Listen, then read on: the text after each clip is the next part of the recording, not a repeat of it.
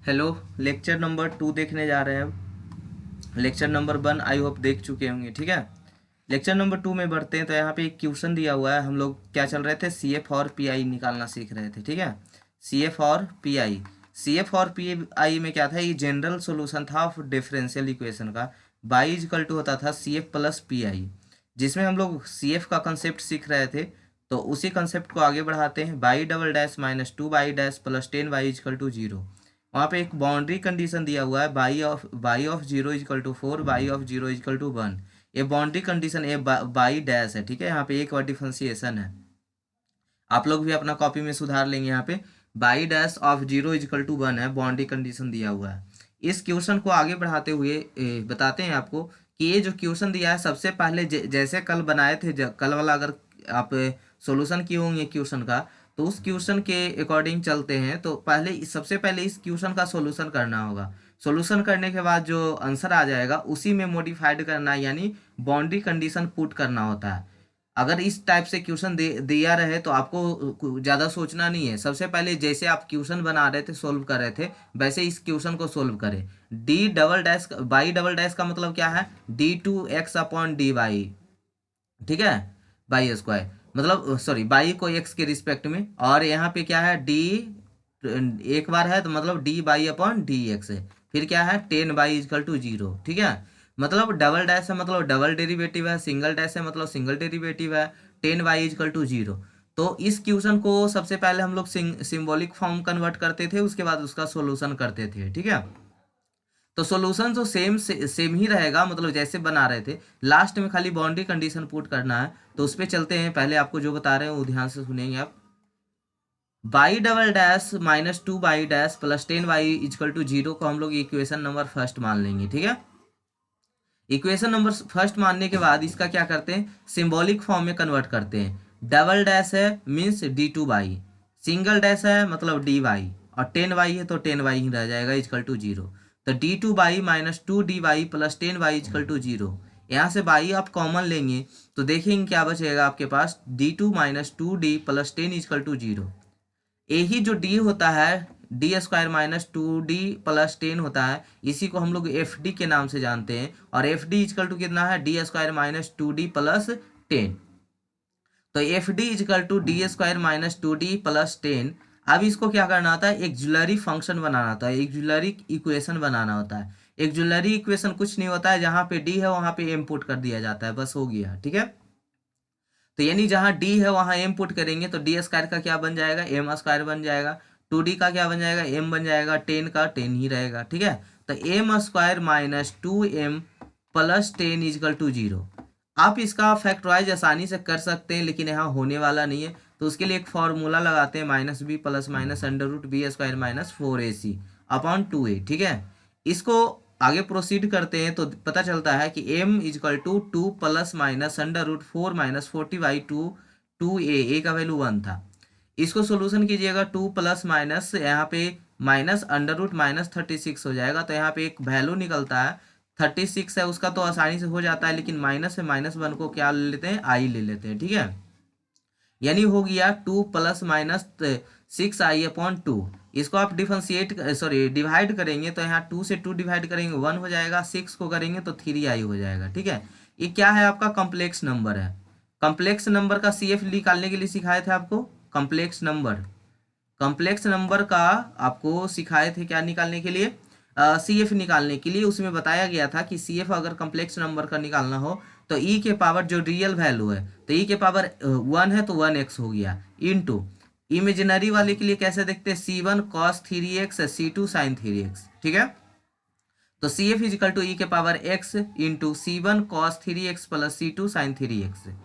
We know that, as we know that, हम लोग partial sorry particular interval कैसे निकालते थे, पी आई। अगर आर एच एस जीरो होता था, कल ही रटवा रहे थे, इसके बाद हम पूरा प्रोसेस देखेंगे, मतलब जितने टाइप से बन सकता है सभी को देखेंगे। अभी हम लोग देख रहे हैं कौन सा टाइप में, जब आर एच एस जीरो हो तब पी आई क्या होता है, तब पी आई जीरो होता है, सिंपल भाषा में, ठीक है।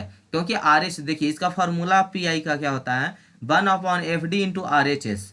आर एच एस में जीरो से गुना करेंगे तो टोटल वैल्यू क्या बन जाएगा, जीरो बन जाएगा। तो ये हो गया पी आई। तो पी आई तो जीरो निकल गया। तो पी आई जीरो निकल गया। तो यहाँ पे आपको जो आपको फार्मूला बताए थे by equal to complete solution का जो फार्मूला बताए थे वो क्या था, C F plus P I था। By equal to C F, C F का वैल्यू पुट करना है, पी आई का वैल्यू पुट करना है, तो वही अपना क्या रहेगा, कंप्लीट सॉल्यूशन रहेगा। तो E X C one cos three x plus C two sine three X equal to, और इसका पी आई का वैल्यू क्या था, जीरो था। तो बाई इजकल टू ई के पावर एक्स सी one cos three x plus सी two sine three x plus zero, zero का value zero खत्म हो गया हो। तो ये आपका आंसर हो गया यहाँ तक। लेकिन इसमें कुछ और ऐड किया हुआ था, बाउंड्री कंडीशन करके आर्बिट्री कांस्टेंट को खत्म करना होता है, ठीक है। तो बाउंड्री कंडीशन आप देखेंगे तो आपका लिखा हुआ था y of zero equal to four. Y of zero equal to four means यहाँ पे बाई का वैल्यू फोर कब है, जब एक्स का वैल्यू जीरो है। यहाँ जो होता है ना, इसी को एक्स का वैल्यू बोलते हैं, ठीक है। तो y of zero equal to four कब है, जब एक्स का वैल्यू जीरो है, तो बाई का वैल्यू कितना है, फोर है। तो उसी बाउंड्री कंडीशन को हम ये क्वेश्चन में इक्वेशन में पुट करेंगे। बाई इजकल टू क्या दिया था बाबू, ई के पावर एक्स सी one cos three x plus सी टू साइन थ्री एक्स। इसमें पुट करेंगे तो एक्स का वैल्यू जीरो है तो ई के पावर जीरो हो गया, सी वन कॉस थ्री एक्स है, एक्स का वैल्यू जीरो हो गया, एक्स का वैल्यू जीरो हो गया। तो ई के पावर जीरो का वैल्यू कितना होता है, वन होता है। कॉस जीरो का वैल्यू वन होता है, इसका वैल्यू वन हो गया तो क्या बचा, सी वन। इसका साइन जीरो का वैल्यू क्या होता है, जीरो होता है, तो ये हो गया जीरो। तो C one equal to four, C one equal to क्या हो गया, फोर। अब आते हैं दूसरे बाउंड्री कंडीशन में, एक सी वन का वैल्यू निकल गया फोर, ठीक है। अब लेते हैं दूसरे बाउंड्री कंडीशन। दूसरे बाउंड्री कंडीशन यहाँ पे क्या है, y dash zero equal to one, ठीक है। तो y dash means y dash का वैल्यू वन है कब, जब एक्स का वैल्यू कितना हो, वहाँ जीरो हो। जब वहाँ पे एक्स का वैल्यू जीरो हो तब बाई डैश का वैल्यू कितना है, वन। बाई डैश मीन्स क्या, एक बार डिफरेंशिएट करके पुट करना है बाई का वैल्यू, ठीक है। तो बाई डैश का वैल्यू वन है at x equal to zero पे। तो जो क्वेश्चन आपका दिया हुआ था बाई इजकल टू ई के पावर एक्स सी one cos three x plus सी टू साइन थ्री एक्स, इसको क्या करना है, सबसे पहले डिफरेंशिएट करना है, क्योंकि जो बाई का वैल्यू नहीं था, यहाँ बाई डैश का वैल्यू था। दूसरे बाउंड्री कंडीशन में बाई डैश का वैल्यू था, तो बाई डैश कब होगा, जब उसका एक बार डिफरेंशिएट करेंगे। तो आइए एक बार डिफरेंशिएट करते हैं। तो यहाँ पे क्या हो जाएगा, बाई डैश का बाई डैश हो गया ई के पावर एक्स, तो यू इंटू वी फॉर्म पे है ना, यू इंटू वी फॉर्म पे है, तो यू इंटू वी फॉर्म पे बनाने के लिए हम लोग क्या करते हैं, पहले एक को बाहर करते हैं तो दूसरे का डिफरेंशिएशन करते हैं, और दूसरे को बाहर करते हैं तो यू का डिफरेंशिएशन करते हैं, ठीक है। तो ई के पावर एक्स को बाहर किए हैं तो अंदर वाला का डिफरेंशिएशन किए, तो कॉस का क्या हो जाता है, साइन हो जाता है, थ्री कांस्टेंट है, कॉफिशिएंट है, उसको बाहर कर दिए। साइन का क्या हो जाता है, कॉस हो जाता है, थ्री कांस्टेंट था, बाहर निकाल दिए, ठीक है। उसके बाद फिर क्या करना होता है, देखिए बारी बारी से एक बार देखिए, फिर से बता रहे हैं, ध्यान दीजिएगा यहाँ पे थोड़ा सा, कि u इंटू वी में क्या होता है, u को बाहर निकालते तो v का डिफरेंशिएशन, v को बाहर निकालते तो u का डिफरेंशिएशन। तो चलिए इसको u मानते, इसको v मानते, तो देखिए u को बाहर निकालिए तो v का डिफरेंशिएशन कर दिए। अब v को बाहर निकालिए तो v को जैसे है वैसा ही लिख दिए, इसमें कोई चेंज नहीं होता है। तो C one cos three x था लिख दिए, सी टू साइन थ्री एक्स था लिख दिए। ई के पावर एक्स का डिफरेंशिएशन क्या होता है, ई के पावर एक्स ही रह जाता है, तो जो रह गया उसको छोड़ दिए, ठीक है। अब इसी को बनाइए, मतलब समेटिए, बाई डैश हो गया, बाई डैश हो गया, माइनस ए वाला लेते हैं तो कितना हो गया, minus three C one sine three X, C A three बाहर निकलेगा तो क्या हो जाएगा, थ्री सी टू कॉस थ्री एक्स। और इसमें मल्टीप्लाई करते हैं, जिसे एक्स ई के पावर एक्स कॉमन ले लिए, बाहर ले लिए, इसमें भी ई के पावर एक्स था, इसमें भी था, तो बाहर ले लिए, तो क्या बचा, c one cos three x, ये क्या बचा, c two sine three x.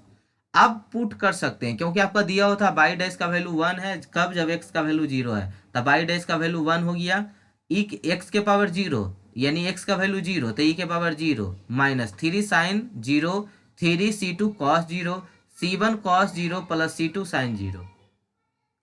अब क्या करना है, ये हो गया वन, ई के पावर जीरो का वैल्यू वन, साइन जीरो क्या होता है, जीरो होता है, कॉस जीरो क्या होता है, वन होता है, कॉस जीरो वन होता है, साइन जीरो जीरो होता है, ठीक है।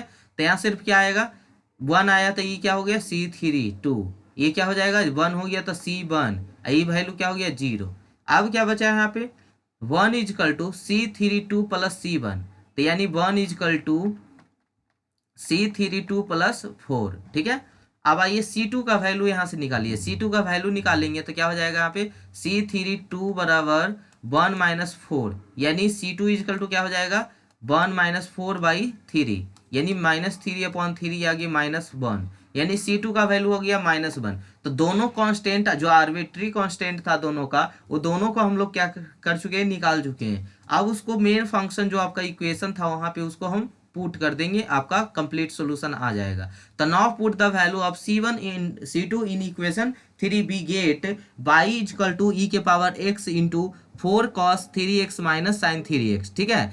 Because here y equal to cx C1 cos क्या था 3x था प्लस C2 साइन 3x, ठीक है। Here putting values of C1 and C2 y equal to e के power x into C1 put 4 value और C2 कितना था -1 था, तो C2 का वैल्यू यहाँ पे माइनस पुट अगर करें तो यहाँ पे क्या हो गया y इक्वल टू e के power x into 4 cos 3x minus sine 3x, ठीक है।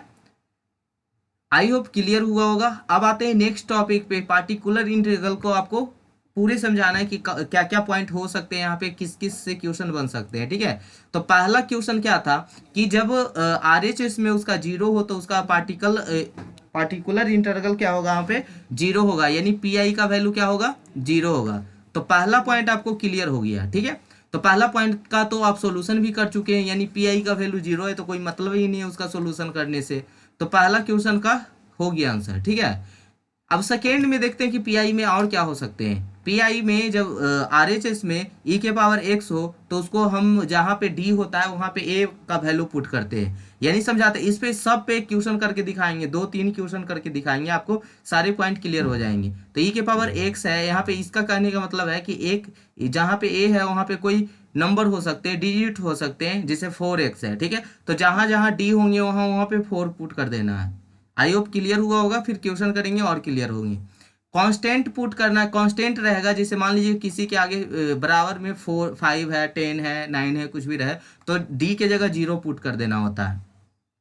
तो मतलब आपको ये चीज सिखाना है, यहाँ पे दिखाना चाह रहे हैं, बाकी तो क्वेश्चन करके दिखाएंगे। मतलब ये चीज बताना चाह रहे हैं कि आरएचएस में क्या क्या मिल सकता है, तो सिर्फ उसी को बता के क्वेश्चन की ओर बढ़ते हैं हम लोग। पहला तो आरएचएस में आपको क्या मिल सकता है, 0 मिल सकता है। फिर दूसरे आरएचएस में एक्सपोनेंशियल फॉर्म मिल सकते हैं, फिर कोई कांस्टेंट होगा, फिर sine hyperbolic function, cos hyperbolic function होगा। तो सबसे पहले उसको एक्सपोनेंशियल फॉर्म में कन्वर्ट करते हैं, ठीक है, और उसके बाद उसका सोल्यूशन करते हैं।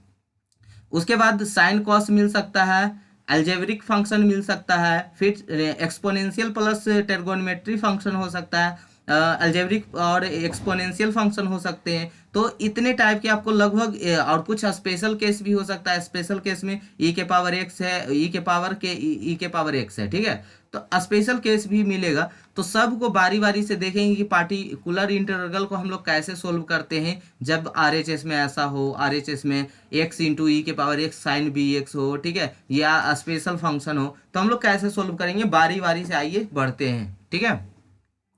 तो पहला क्वेश्चन देखते हैं, solve the differential equation d3y/dx3 minus d2y/dx² minus 4dy/dx minus 2y equal to ई के पावर x।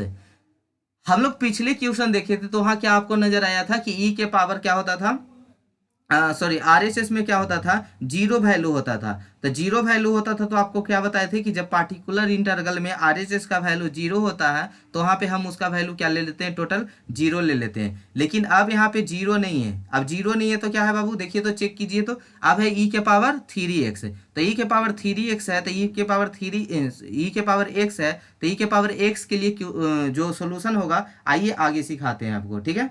चलिए, अब the given differential equation is d3y/dx³ minus d2y/dx² minus 4dy/dx minus 2y equal to ई के पावर x, ठीक है। अब भाई इसको क्या करना है, सबसे पहले हम लोग सिंबॉलिक फॉर्म में कन्वर्ट करते हैं, सिंबॉलिक फॉर्म में कन्वर्ट करते हैं। CF तो सेम निकलेगा, CF में कोई चेंजेज नहीं होगा। RHS में कुछ भी हो CF पे कोई भी फर्क नहीं पड़ता है। क्यों? क्योंकि CF को और RHS से मतलब ही नहीं होता है। CF को किससे मतलब होता है, तो सी एफ को सिर्फ इधर वाला से मतलब होता है, एल एच एस से मतलब होता है। तो सी एफ तो जैसे अभी पिछले क्वेश्चन में निकाल रहे थे वैसे ही निकालना है, सिर्फ किसको चेंज करना है, तो आर एच एस वाला यानी पार्टिकुलर इंटरवल वाला को चेंज करना है। तो आइए बढ़ते हैं उसी सीरीज पे लेके आपको दिखाते हैं। D three Y minus D two Y minus by D Y minus two Y equal to zero. Symbolic form convert करने आई होप आ चुका होगा कि डी थ्री है तो यहाँ पे डी थ्री हो गया, डी टू है तो यहाँ पे डी टू हो गया, बाई है सिर्फ तो बाई हो गया, और टू बाई है तो सिर्फ टू बाई हो गया। ठीक है, डी वाई है तो सिर्फ डी वाई हो गया, टू बाई हो गया। ठीक है, आगे आइए। By D three minus by common ले लिए, इससे बाई कॉमन ले लेंगे तो बाई कॉमन ले लेंगे, क्या बचेगा, by D three minus D two minus four D minus two equal to ई के पावर एक्स। ठीक है, which is the required symbolic form now from equation first F D equal to D three minus D two minus four D minus two. ठीक है, अब इस question को हम लोग किस में कन्वर्ट करते हैं, एक्जुलरी इक्वेशन में कन्वर्ट करते हैं। एक्जुलरी इक्वेशन होता क्या है कि जहाँ पे मेरा डी का फंक्शन है वहाँ पे हमको फंक्शन किस में कन्वर्ट कर दिया जाता है, एम में कन्वर्ट कर दिया जाता है। तो डी थ्री का क्या हो जाएगा, यहाँ एम थ्री हो जाएगा, डी स्क्वायर का एम स्क्वायर, और फोर डी का क्या हो, फोर एम हो जाएगा माइनस टू हो जाएगा। ठीक है, तो by hit and trial method से भी कर सकते हैं, या आप इसका क्या बोलते हैं कि एक सोल्यूशन होता है, जैसे कि पहले देख लेते हैं कि इसका, या कैल्सी खरीदे होंगे ना, कैल्सी पे भी डायरेक्ट इसका एम का मान निकाल सकते हैं। ठीक है, या सबसे पहले कोई एक वैल्यू चूज कर लीजिए कि कौन वैल्यू इस पे सेट कर रहा है, कौन वैल्यू पुट करने पे टोटल जीरो आ रहा है। ठीक है, तो वैसे करके भी बना सकते हैं, यानी यहाँ से एम रूट फैक्टराइज करना है तो फैक्टराइज जैसे कीजिए, कैल्सी ले जाइएगा, कैल्सी पे एग्जाम में कीजिएगा। ठीक है, ज़्यादा टाइम वेस्ट नहीं करना है। तो हिट एंड ट्रायल मेथड से भी निकाल सकते हैं, जैसे आपका मन करे वैसे निकाल सकते हैं। तो यहाँ पे वैल्यू क्या क्या आ गया, एम का वैल्यू -1 कर लीजिएगा ना कैल्सी पे पुट करके। ठीक है, और ये दूसरा वैल्यू आ गया 1 minus under root three, 1 plus under root three. ठीक है, तो यहाँ पे तीन क्यूबिक फंक्शन था तो तीन वैल्यू ही आएगा रूट का।